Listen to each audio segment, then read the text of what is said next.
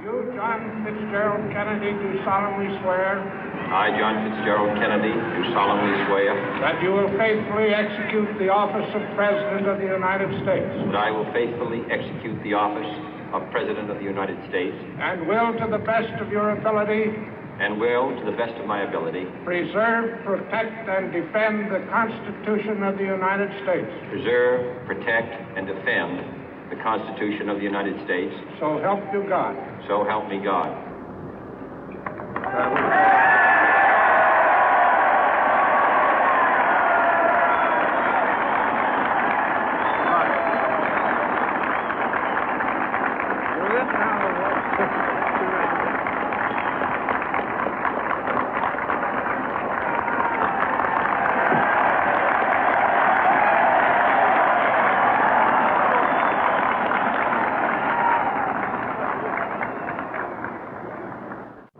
Vice President Johnson, Mr. Speaker, Mr. Chief Justice, President Eisenhower, Vice President Nixon, President Truman, Reverend clergy, fellow citizens.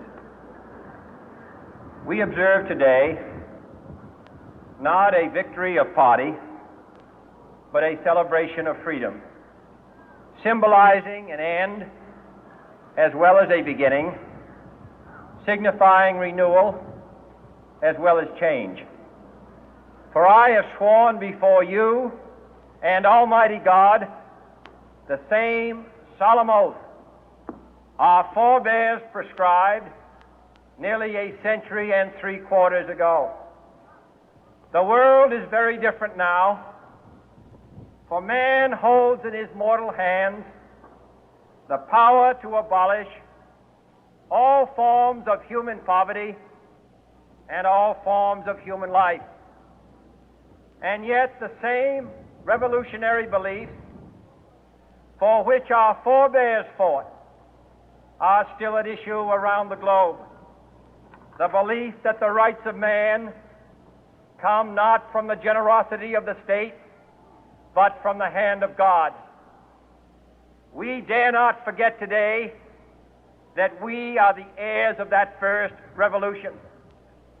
Let the word go forth from this time and place to friend and foe alike that the torch has been passed to a new generation of Americans born in this century, tempered by war, disciplined by a hard and bitter peace, proud of our ancient heritage, and unwilling to witness or permit the slow undoing of those human rights to which this nation has always been committed and to which we are committed today at home and around the world.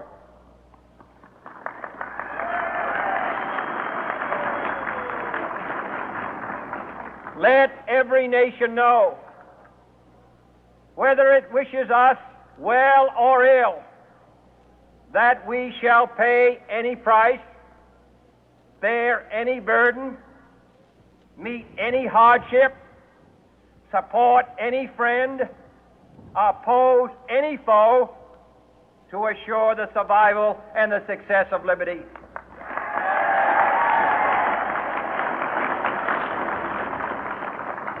This much we pledge and more. To those old allies whose cultural and spiritual origins we share, we pledge the loyalty of faithful friends. United, there is little we cannot do in a host of cooperative ventures. Divided, there is little we can do, for we dare not meet a powerful challenge at odds and split asunder. To those new states whom we welcome to the ranks of the free, we pledge our word that one form of colonial control shall not have passed away, merely to be replaced by a far more iron tyranny. We shall not always expect to find them supporting our view, but we shall always hope to find them strongly supporting their own freedom, and to remember that in the past, those who foolishly sought power by riding the back of the tiger ended up inside.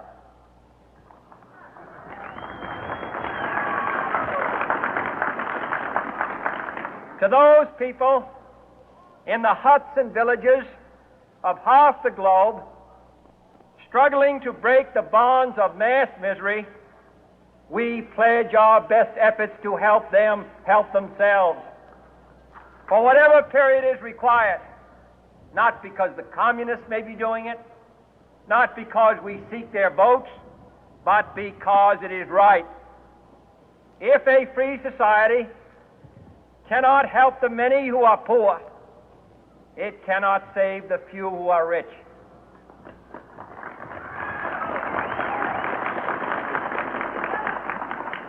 To our sister republics south of our border, we offer a special pledge to convert our good words into good deeds, in a new alliance for progress, to assist free men and free governments in casting off the chains of poverty.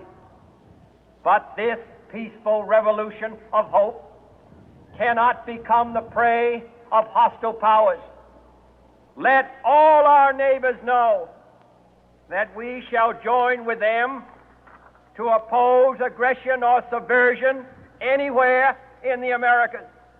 And let every other power know that this hemisphere intends to remain the master of its own house.